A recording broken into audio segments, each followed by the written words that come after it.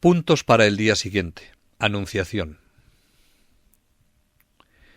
La primera meditación de mañana será acerca de la Anunciación. Esa es la que pone San Ignacio inmediatamente después de la del reino de Cristo. Ya saben que es en el Evangelio de San Lucas donde se encuentra la narración de este misterio. Parece que cuando recogió noticias acerca de la vida del Señor para escribir su Evangelio, principalmente las recibió de la Virgen María, y quizá por eso nos da cuenta de la vida oculta de Jesucristo, cosa que no hacen los otros evangelistas.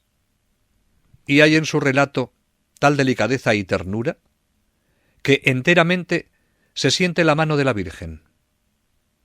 Es un consuelo para nosotros que aun los autores malos, al estudiar el Evangelio, reconocen en este punto que hay algo que delata una mano femenina. Yo las recomiendo que lo mediten con el texto evangélico delante. El ángel del Señor fue enviado de Dios a una ciudad de Galilea por nombre Nazaret, a una virgen desposada con un varón por nombre José, de la casa de David. Y el nombre de la virgen era María. Habiendo pues entrado el ángel a donde ella estaba, le dijo: Ave, llena de gracia, el Señor es contigo, eres bendita entre las mujeres. Lo que, oído por María, se turbó a causa de estas palabras, y se preguntaba cuál pudiera ser esta salutación. Díjole el ángel: No temas, María, porque has encontrado gracia ante Dios. He aquí que concebirás en tu seno y darás a luz un hijo, y le pondrás por nombre Jesús. Será grande y se llamará Hijo del Altísimo. Y el Señor le dará el trono de David, su padre, y reinará sobre la casa de Jacob eternamente. Y su reino no tendrá fin. Dijo María al ángel: ¿Cómo podrá ser esto, si yo no conozco varón? Respondiendo el ángel le dijo: El Espíritu Santo vendrá sobre ti, y la virtud del Altísimo te cubrirá con su sombra. Por eso, el santo que nacerá de ti será llamado Hijo de Dios. He aquí que Isabel, tu prima, ha concebido un hijo en su vejez, y este es el 6º mes para aquella que es llamada estéril. Porque para Dios nada es imposible. Dijo entonces María: He aquí la esclava del Señor, que se haga en mí según tu palabra. Y el ángel se retiró. Hecha la oración preparatoria, la composición del lugar será, como es natural, la casita de Nazaret, y la petición la que San Ignacio pone en todas las meditaciones de la vida oculta. Conocimiento interno del Señor, que por mí se ha hecho hombre, para que más le ame y le siga. Este conocimiento ha de consistir, primero, en que profundicemos lo más posible en el misterio, y segundo, que el misterio se grabe hasta lo más hondo de nuestro corazón. Que nosotros ahondemos en el misterio y él se grabe en nosotros, para que de este conocimiento nazca y brote un amor fervoroso. Ahora vamos a hacer algunas consideraciones que nos sirvan como puntos para la meditación. Ante todo, vamos a formarnos una idea de ciertas circunstancias exteriores que nos ayudarán en nuestro intento. Imaginemos, por decirlo así, el mundo entero, el antiguo y en primer lugar el gran imperio romano, que abarca todo el mundo civilizado, desde España hasta el Oriente, y en torno suyo los pueblos salvajes del norte de Europa, África y Asia, un cinturón de pueblos salvajes. Ese mismo imperio lo es de corrupción, tan espantosa que ni descubrirla se podría sin escándalo de las personas. hasta los más grandes, los pensadores, sustentaban doctrinas inmorales y corrompidas. En un rinconcito de un pedazo de la tierra es donde únicamente se conservaba la revelación y debían esperarse, por tanto, frutos de santidad. Pero también está corrompido. Por un lado, los romanos lo infectan con sus vicios. Por otro, han perdido el trono de David, su padre, y reina sobre ellos un malvado, un gran pecador, y se ha corrompido el pueblo.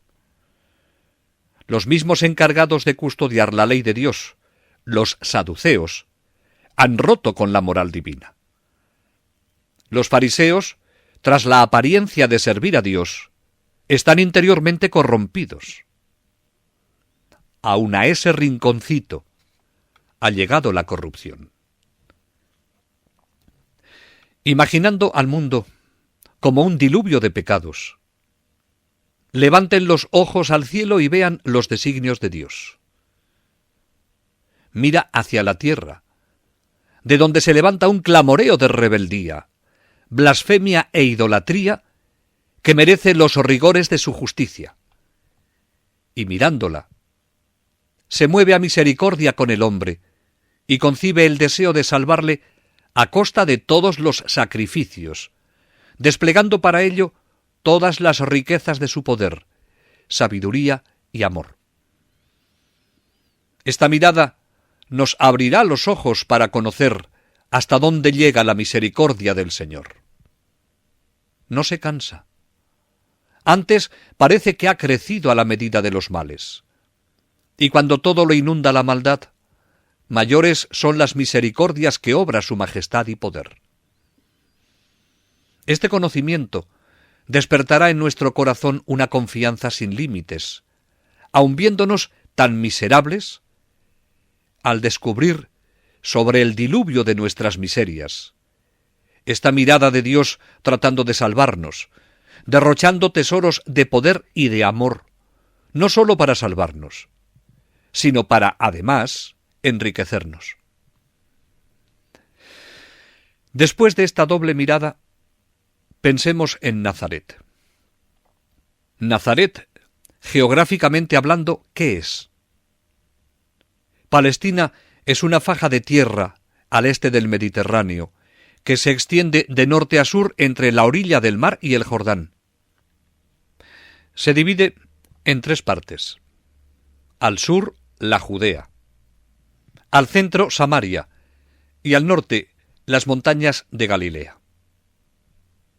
De esa faja de tierra, lo más despreciable y humilde es Galilea. Primero, porque es la parte más pobre.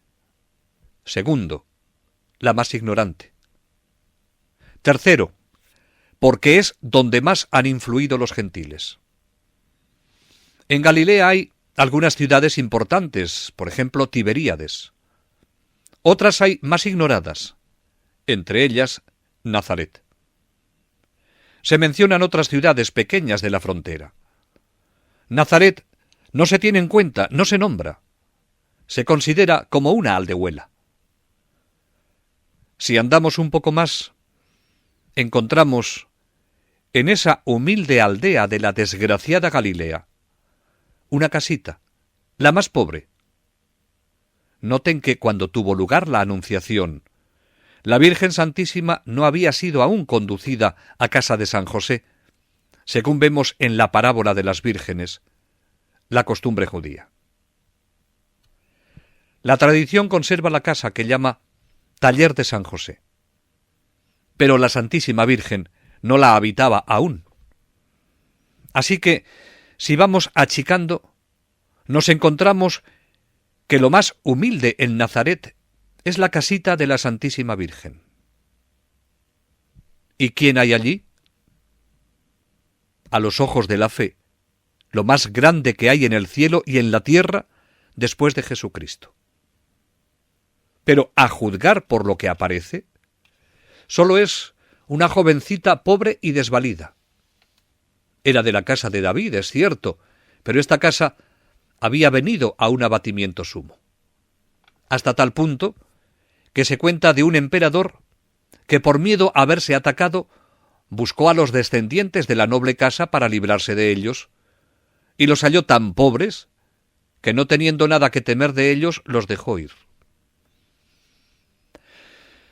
Vayámonos con todo esto embebiendo en el misterio de humildad que aquí se encierra. Pensemos cómo, cuando Dios forma el designio de salvar al mundo, pone sus ojos ahí. Si fuéramos nosotros, contaríamos con un emperador poderoso que mediante sabias leyes reformara la sociedad, o con sabios que por todas partes enseñaran e ilustraran a las gentes.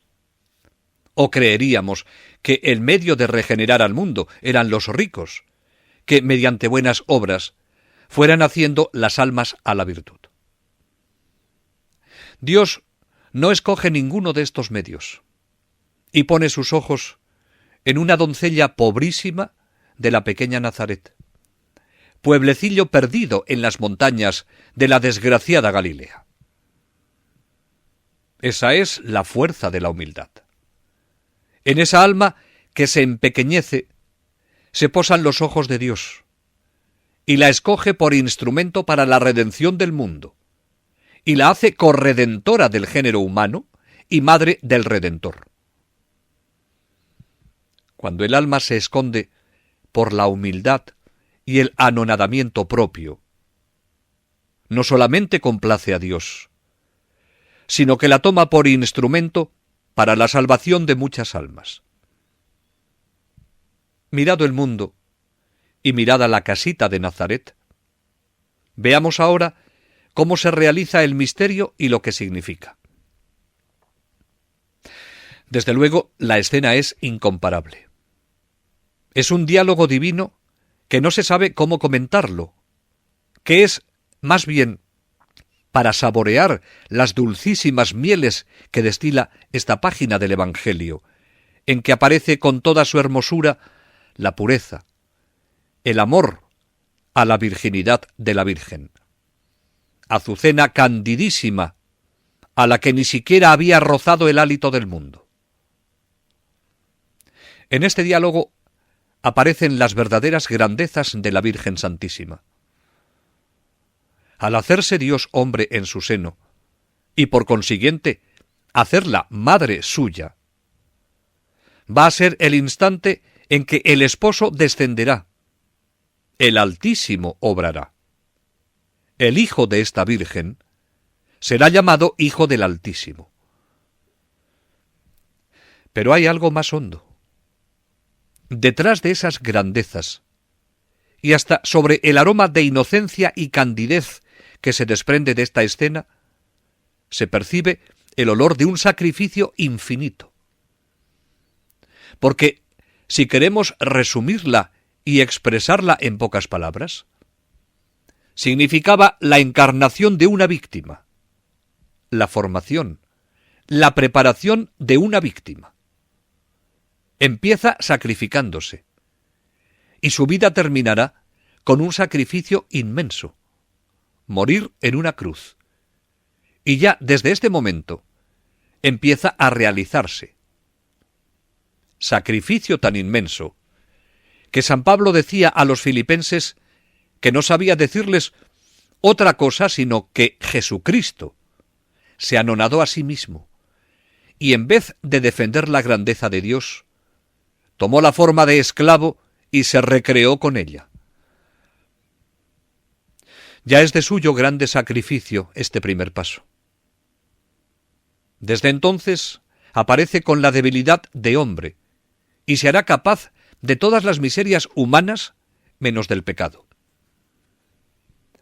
Al contemplar este aspecto de su sacrificio, pensemos que es Dios quien libremente escoge este camino y busca en todo el misterio de la humillación.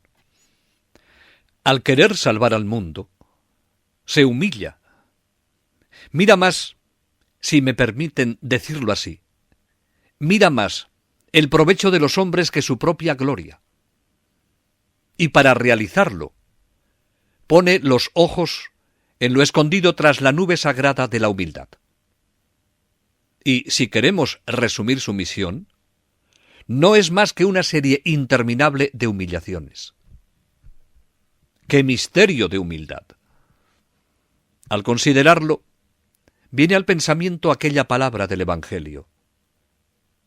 Si el grano de trigo no cae en tierra y muere, no llevará fruto. Mas si cae en tierra y muere, dará fruto abundante. Parece que ha querido con su ejemplo enseñarnos que es preciso morir, que es necesario el anonadamiento propio para glorificar a Dios y salvar las almas. Esto nos descubre nuestro camino. Aunque no estemos llamados a hablar para dar gloria a Dios, podemos muchísimo, como Jesucristo, solo con anonadarnos y escondernos bajo la nube sagrada. Pero aún hay más. Hay otro sacrificio más grande que este de ocultarse, y nos prueba hasta dónde nos ha amado Jesús, que ha querido llegar al abismo hondísimo del aniquilamiento de un Dios para salvarnos. Si hay algo que obligue al alma a desatinar del todo, como dice Santa Teresa, ha de ser el ver a este Dios que contiene los torrentes de su justicia, y al sentir el peso de nuestras culpas, suelta las represas de su amor para que se derramen sobre el mundo, y le da cuanto tiene, y se humilla hasta hacerse víctima de esos pecados, y termina su carrera, consumando su sacrificio, consumiéndose como verdadero holocausto en la cruz. ¿No es esto para que el alma desatine por la fuerza del amor y no quiera otras sendas para caminar que las sendas del sacrificio que él siguió, ni tenga más anhelo que hacer de todo su ser una víctima pequeña, es cierto, pero entregada por entero, por su Dios y por las almas? Pues ese amor, que es sólo un reflejo del que hace así humillarse a todo un Dios, es el fruto que hemos de sacar de esta escena, de donde se desprenden aromas de azucena, es cierto, pero de donde se perciben, sobre todo, aromas de sacrificio, el más completo y divino. Habiendo repasado cada pormenor de esta relación evangélica, hablemos con el ángel, gozoso por la feliz nueva que ha traído. Hablemos con la Virgen Madre, que se ofreció a cooperar al grande sacrificio que fue nuestra salvación, y mereció ser escogida por su humildad. Hablemos, en fin, con el Verbo humanado, pidiéndole, primero, que nos enseñe a comprender los misterios hondísimos de sus humillaciones. Segundo, que nos aliente para que sigamos con amor sus pisadas. Y tercero, que no sea infructuoso en nosotros su sacrificio.